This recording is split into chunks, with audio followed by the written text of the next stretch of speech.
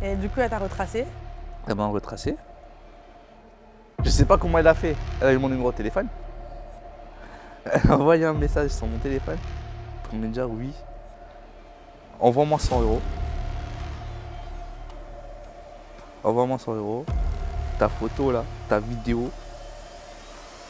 Je vais prendre ta vidéo. Je vais envoyer ça à tous les gens de ta famille. Waouh!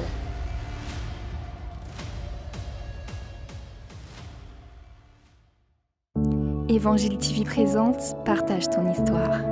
Des témoignages émouvants et bouleversants. Des moments insolites, du rire et des larmes, des vies changées radicalement. Des guérisons incroyables et fascinantes. Des personnes témoignant de leur rencontre personnelle avec Dieu, comment il a agi dans leur vie et dans leur famille, sans oublier des temps de déclaration et de prière.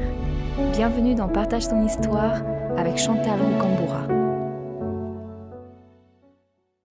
Vous êtes-vous déjà retrouvé dans une situation humiliante ou même très embarrassante où l'on vous fait du chantage, où l'on vous menace de diffuser des photos et des vidéos très intimes de vous à votre entourage, à votre famille? Aujourd'hui, je suis avec Elohim. Il va nous parler de comment il a su surmonter ses épreuves, comment il a pu se relever.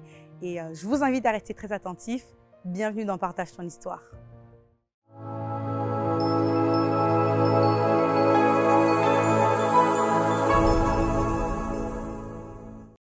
Bonjour Elohim. Bonjour. Et bienvenue dans Partage ton histoire. Merci. Je suis très ravie de te recevoir aujourd'hui parce que tu as un témoignage vraiment époustouflant et je crois que ce témoignage va véritablement bénir ceux qui nous regardent aujourd'hui. Et tu as 24 ans. Oui. Tu es né à l'île Maurice et puis dans une famille chrétienne avec des parents qui exercent le ministère, donc oui, ton exactement. papa apôtre Oui. et ta maman qui est prophétesse évangéliste, si je ne me trompe pas. Oui. Donc tu as grandi dans l'église, mais à l'âge de 12-13 ans, il s'est passé quelque chose, il y a eu un événement qui a changé le cours de ta vie. Est-ce que tu peux nous en parler? Qu'est-ce qui s'est passé exactement? À chaque fois, je partais à l'église avec mes parents. D'accord. Que ce soit mon père et ma mère, même ma soeur. Et quand je partais à l'église, j'ai toujours eu cet attachement avec mon père, avec ma mère. Même en partant de l'église, même en partant de l'école, c'est eux qui nous déposaient à l'école. Vous étiez toujours Tout ensemble? ça. On était tout le temps ensemble. On était une famille on était très unis. Et un jour, j'étais à l'école. J'étais dans une école privée. J'étais à l'école et quand je suis rentré, c'était le jour de mon anniversaire. Et c'est là que ma mère m'a annoncé que elle partait. Elle partait où? Elle partait en France. Définitivement? Définitivement. Donc elle partait, mais ton papa restait? Moi, mon papa est resté, ma soeur, plus moi. D'accord, donc toute la famille? Toute la donc famille est tu restée. as une sœur seulement, vous êtes J'ai deux? une sœur, on n'est que deux. D'accord, et ta maman, elle t'annonce du jour au lendemain Exactement. que dans une semaine, Ouais, elle déménage en France. elle déménage en français. Et elle t'en parle, elle te dit les raisons. Elle nous a dit juste ça. Pour moi, elle m'a dit, de base, elle nous a pas dit qu'elle partait définitivement. D'accord. Moi, elle m'a dit qu'elle partait que pour les vacances. Donc du coup, j'ai dit, ouais, t'as vraiment la chance, tu pars, et tu nous laisses ici. Mais c'est pas grave, tu nous envoies des photos, etc., etc. Et après, au bout d'une semaine, elle est partie le 29 juillet. Quand elle est partie, Ah, c'est encore gravé dans ta tête? exactement. Waouh, donc ça t'a vraiment marqué, Du coup, on va voir un peu plus pourquoi tout à l'heure. Du coup, quand elle est partie, elle est arrivée là-bas, tout se passait bien et tout. Et là, au bout de 2 semaines, elle me dit que ouais, je vais plus revenir. J'ai plus Au revenir. téléphone, elle te dit ça? Elle dit ça au téléphone. Ça. Avant, il n'y avait pas ce truc de FaceTime, WhatsApp, Oui, il n'y avait pas tout ça, c'était sur Skype. Sur Skype, à Ouais, l'époque, oui. c'était sur Skype, du coup, on parlait. Et là, du coup, elle a dit ça. Et moi, quand elle a dit ça, il y avait mon père. Et moi, tout de suite, j'ai quitté devant la caméra, je suis parti. C'est parti direct. Je suis parti directement, je suis parti faire mes trucs, je suis parti jouer avec mes amis dans la rue. Juste pour ne pas penser à ça. À ne pas réaliser en fait Exactement. ce qui se Parce que passait. vu que moi, j'étais vraiment proche de mes parents, et là, quand ma mère elle est partie, c'est quand elle a dit ça, genre, j'ai fondu en larmes après. J'ai vraiment fondu en larmes. Il y avait ma soeur aussi, mais ma soeur, elle pouvait rien faire. Mon père, lui, bon, il me donnait l'amour que un papa doit donner à son enfant. Mais en fait, il me manquait juste l'amour de ma mère. J'ai essayé de retrouver avec mes grands-parents, avec ma grand-mère surtout, mes deux grand-mères. Je l'ai pas eu. J'ai essayé de voir avec ma tante, avec qui je suis proche aussi. Je l'ai pas eu aussi. Et du coup, je suis venu un peu je m'en foutisme, si on peut dire ça. Et j'ai dit, ouais, pour moi, j'ai dit aux gens, ouais, j'ai pas de maman, c'est bon. Même pour la fête des mères, j'ai même pas appelé ma mère pour lui souhaiter la bonne fête des mères. D'accord, donc au final, qu'est-ce que ça a créé chez toi en fait comment tu l'as vécu?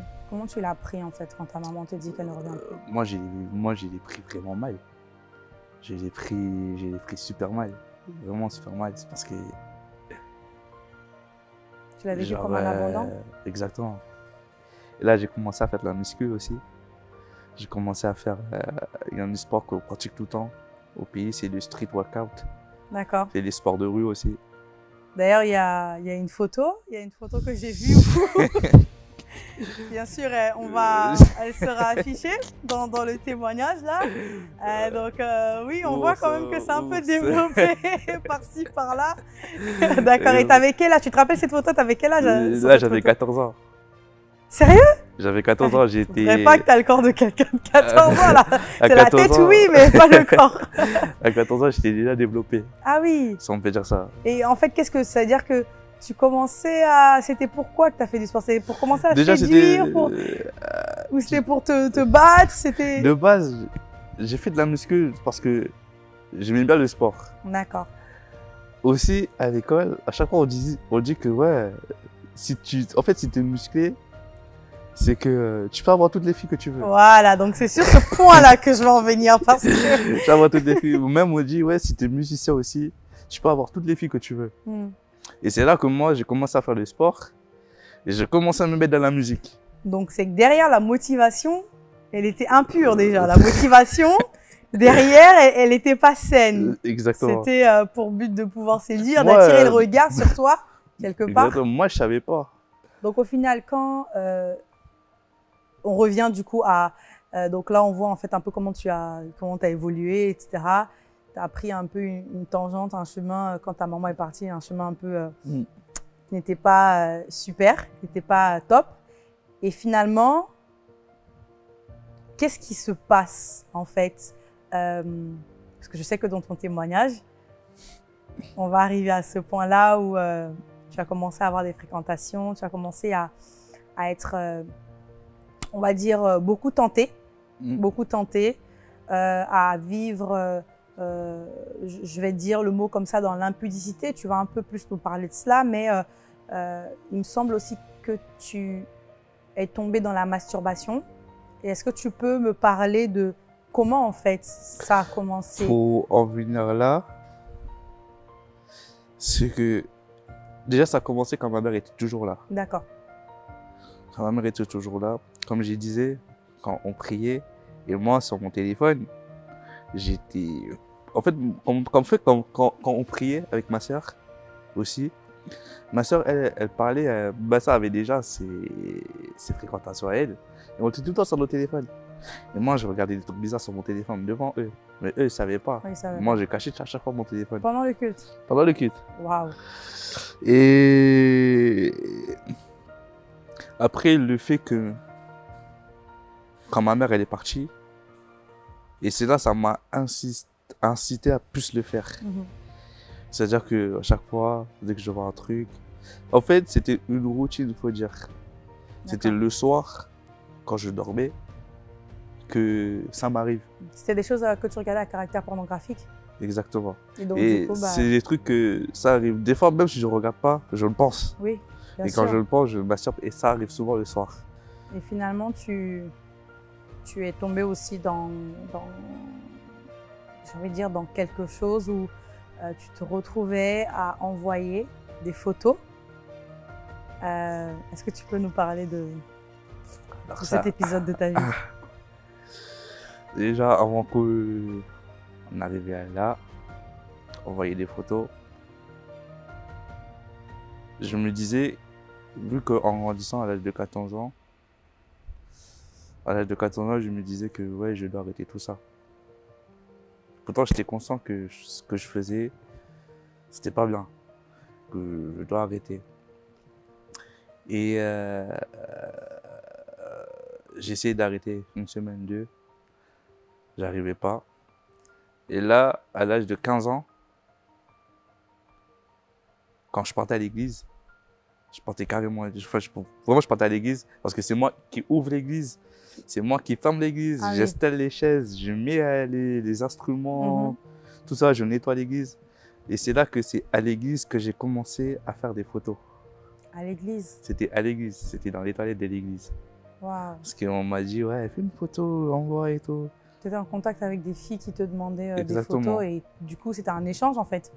Et c'est là que la première fois j'ai entendu une voix me parler, quand je suis en train de le faire. C'est que ce que tu fais, faudra que tu arrêtes ça tout de suite. Moi, dès que j'entends cette voix, j'avais peur. Tu t'es demandé ça vient d'où? J'ai dit, mais attends, qui me voit déjà? Après, j'ai dit, mais il y a qui à l'église? Je suis tout seul à l'église. En fait, c'était une voix audible? Oui. En fait, je suis tout seul, je suis tout seul à l'église.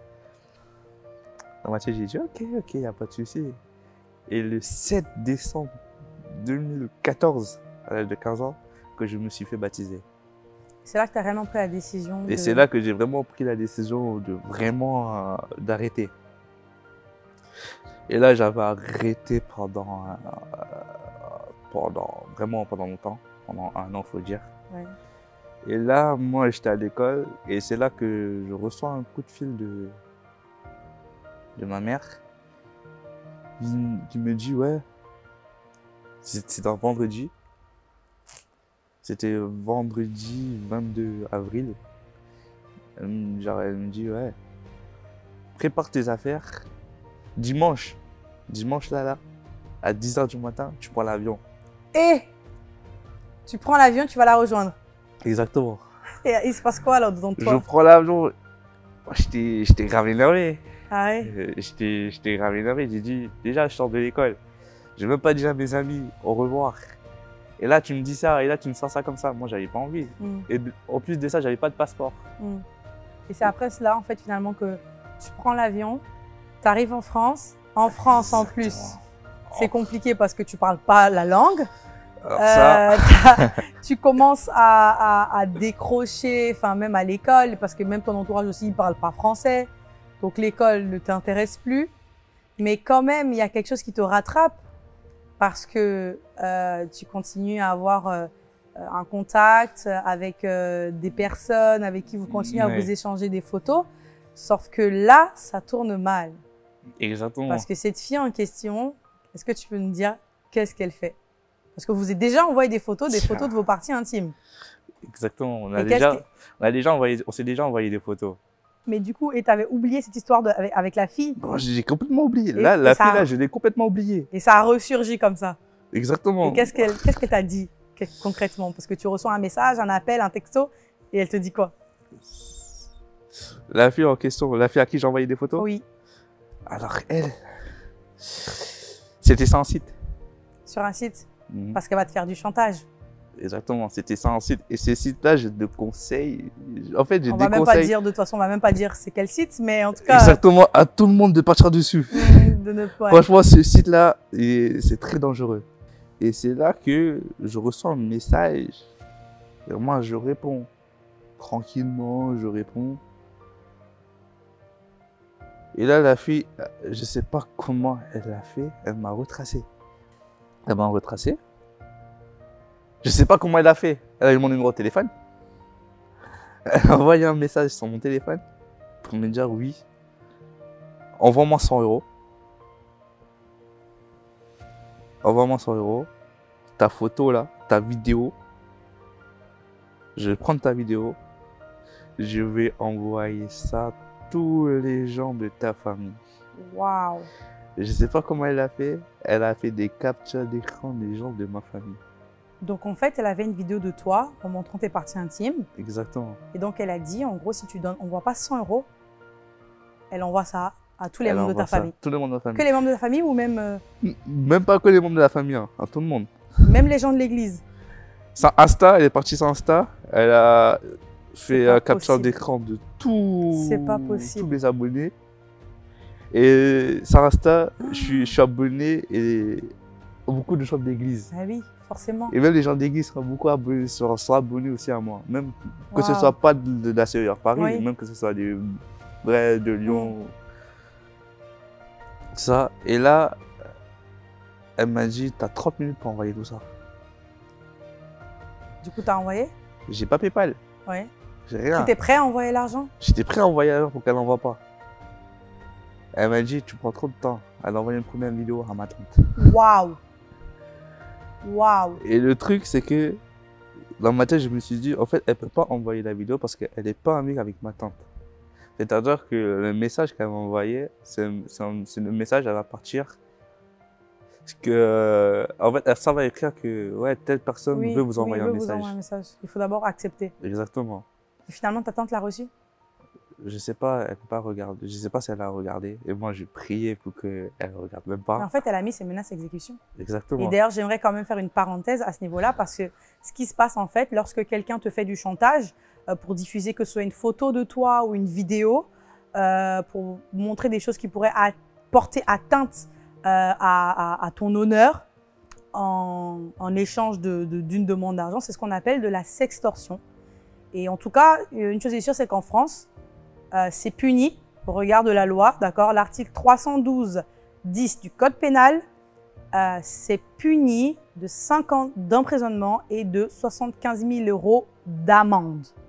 Ça, c'est quand quelqu'un fait du chantage.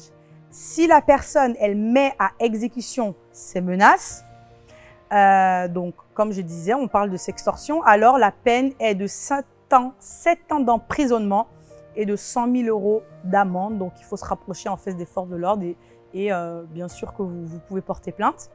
Et du coup, toi, à ce niveau-là, ça veut dire qu'il y a des membres de ta famille qui le reçoivent? Il n'y a que ma tante et ma cousine avec qui je suis hyper proche. Donc, Elle a qui a reçu été ça. la première personne à t'alerter? C'était ma tante C'était ta tante.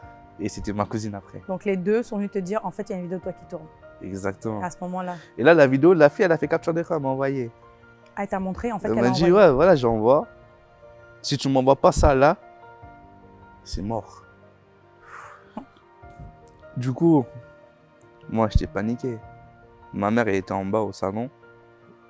Ouais, mon père aussi, ma mère, elle priait. À chaque fois que je descends, je prends le téléphone de ma mère, je regarde. Pour voir s'il n'y a pas... Pour voir s'il n'y a pas une vidéo, pour avoir une vidéo. Mon père, lui, il trouvait ça bizarre. Il Ouais. me dit, ouais, pourquoi tu descends à chaque fois pour prendre nos téléphones? Et moi, ce que j'ai fait, en fait, je prends le téléphone de mes parents, je garde avec moi, je ne les donne pas. Ouais. Juste pour voir si ils ont reçu la vidéo.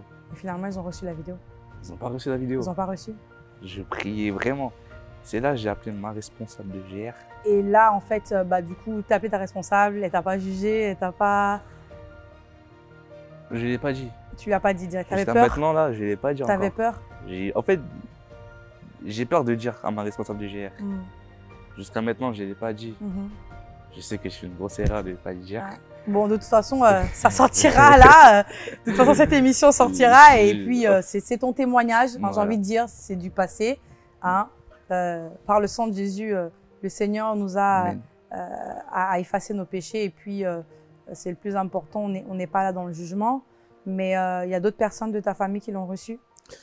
Pour l'instant, il n'y a que ma tante et ma cousine. D'accord. C'est-à-dire que j'ai appelé mon responsable de GR, je lui ai dit, est-ce que tu pourras me faire un virement de 100 € Oui. que j'envoie à la personne? Elle m'a fait un virement de 100 €. J'ai envoyé l'argent à la personne. Et la personne, elle me dit non, fais sur ça, sur ça, sur ça, sur ça. Moi, j'ai pas calculé, j'ai déjà envoyé l'argent. J'ai dit, ton argent, tu l'as. Ouais. C'est bon, laisse-moi tranquille. Et là, le lendemain, la personne a reçu, la personne est partie récupérer l'argent. La personne, dès qu'elle a récupéré l'argent, elle m'a bloqué. Et le soir même, quand j'ai envoyé l'argent, je suis parti voir ma mère. Hmm. Tu lui as dit. Je suis pas parti voir mon père directement, parce que mon père, lui, dès que j'ai dit un truc, C'est chaud. bam. Ouais. Donc du coup, je suis parti voir ma mère, j'ai dit, elle dormait pas encore, j'ai dit, maman, je peux te parler 2 minutes. Et là, je suis parti au salon. En fait, ma mère était là sur le canapé, et moi, j'étais de l'autre côté là-bas. Tout au fond. Comme ça, si elle veut me taper, comme ça, je peux tout de suite partir. Et là, j'ai commencé à tout avouer à ma mère. J'ai commencé à tout avouer à ma mère. Et c'est là que j'étais choqué. J'étais choqué. Et ce jour-là, ma mère... Moi, je pensais que ma mère allait me crier dessus. Mais en vrai, elle m'a juste dit, c'est l'erreur que c'est pas grave, t'as fait une erreur. Mais maintenant, t'as une leçon. Et là, moi, j'étais triste, hein, je pleurais et tout. Hein. Mais elle arrive quand même à me faire rire. Et là, elle me pose des questions, elle me dit, est-ce que le soir, tu as aussi des hommes de nuit, des femmes, des maris de nuit et des femmes de nuit? Et dit, mais maman, qu'est-ce que tu racontes? J'ai même pas ça. J'ai même pas ça. Et c'est là que ma mère, elle m'a tout avoué. C'est-à-dire? Elle m'a tout avoué. Elle m'a dit, le soir, quand je dors, au fait, Dieu lui montre des choses qui se passent actuellement, mais elle n'osait pas me dire, parce que à chaque fois j'ai dit que ouais maman, toi t'es malade. Chaque fois tu me racontais tes rêves là, tu me fatigues. Mais en vrai c'était des choses vraies. C'était la vérité. Et ma mère, je sais qu'elle me dit tout le temps, tout ce que tu fais dans le secret, ça sera révélé un jour. Exactement. C'est un verset de la Bible. Voilà. Tout ce qui est caché finira par être révélé. Et du coup, ce verset, j'ai essayé de chercher ce verset, mais j'ai jamais trouvé. C'est vrai? Je te l'enverrai après, tiens. C'est vrai, j'ai cherché ce verset, mais je l'ai jamais trouvé. Mais et c'est là que j'ai su que ce que ma mère disait, c'était vrai. Et finalement, papa? Ah, papa, lui. Tu lui as dit ou c'est ta maman qui lui a dit? C'est maman qui l'a dit. Ah moi, oui. j'ai pas osé parler. Et là, ma mère appelait. Le jour même? Le jour même, la nuit. C'était à minuit. Le jour même, elle a... Le jour même. Et moi, j'étais fatigué. J'ai dit, je travaille demain, je commence à 3 h du matin. J'ai dit, comment je vais faire? Et comment il a réagi, ton papa? Alors, mon papa, lui, il est venu. Mon père a dit, quand ma mère a appelé mon père et lui, il dormait pas. Il a attendu ce que j'ai dit à ma mère. Mon père, le truc, c'est qu'avec mon père, ce que j'ai aimé, c'est qu'il ne m'a pas jugé. Ouais. Ma mère aussi, elle m'a pas jugé. Et c'est là que mon père me disait, bon, t'as fait une bêtise, t'as fait une erreur, mais que Dieu te pardonne pour ça. J'espère que t'as demandé pardon à Dieu. Et mon père, même ça, il était énervé, je l'ai déçu. Et c'est là que j'ai vu la déception sur le visage de mes parents. Parce que quand même, je me suis dit, je suis fils d'un apôtre. Je ne peux pas me comporter comme ça. Et quand même, j'ai aussi un témoignage. Parce que mon père, il est apôtre. Et il y a aussi un témoignage à garder. Oui. Et il y a le nom de la famille aussi. Vu que le nom de ma famille est très connu au pays. Et dès que les gens vont entendre ça, c'est bon, le nom de ma famille, c'est gâté déjà. Et c'est là que mon père il a commencé à me parler, à me donner des conseils. Et mon père, il a prié pour moi. Amen. Mon père, il a carrément prié pour moi. Il a passé 1 heure ou 30 minutes à prier. Et le truc qui m'a fait plus... mal, c'est que j'ai fait pleurer ma mère. Et c'est un truc que... Ça fait mal aussi. Ça fait mal. Et moi, je ne voulais pas faire pleurer mes parents. Et voilà. Et maintenant, c'est ce truc-là, moi. C'est le passé. C'est le passé. Mais le truc, quand même, j'ai peur. Même pour venir à l'église, j'ai peur. Parce que j'ai toujours cette crainte. Parce que je ne sais pas si les gens de l'église ont vu ces vidéos.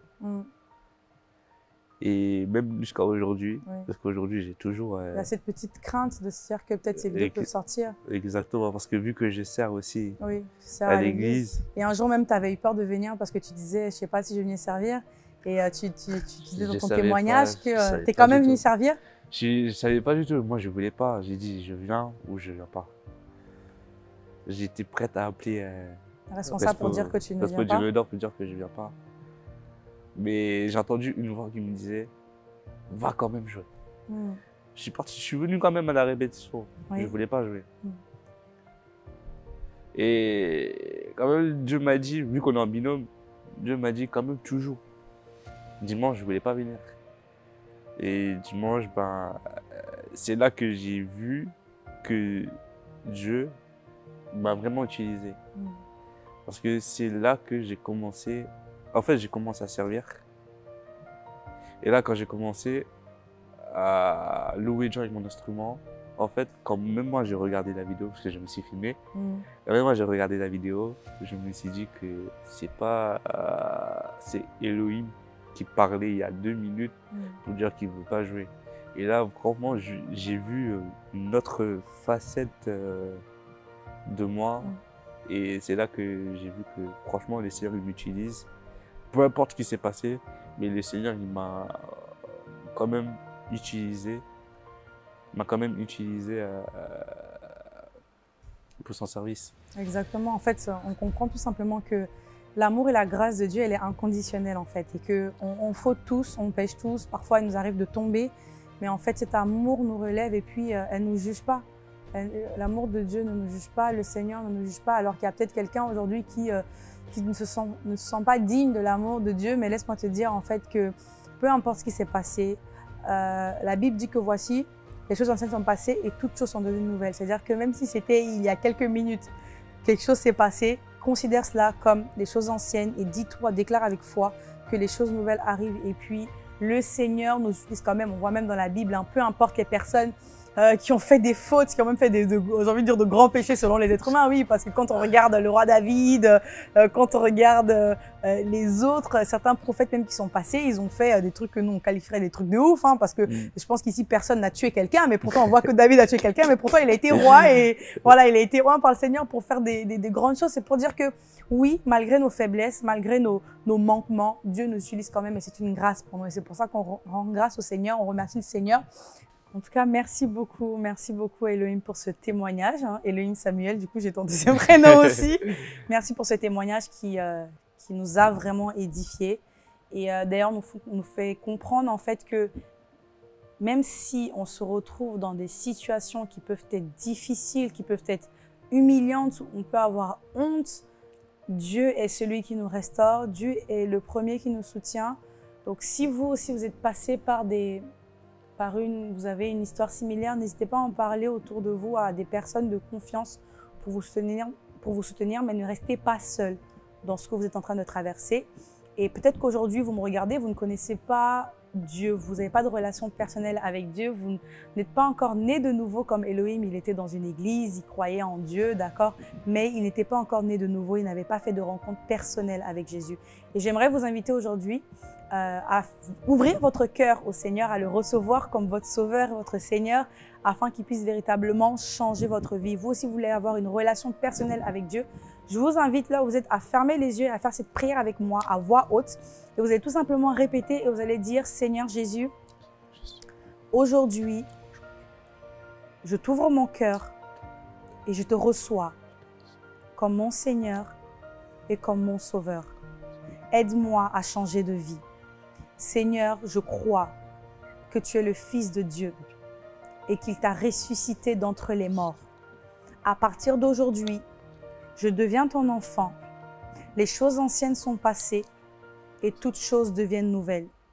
Tous mes péchés ont été effacés, mon passé a été effacé. Et aujourd'hui, tout devient nouveau avec toi. Je commence une nouvelle vie. Au nom de Jésus, j'ai prié.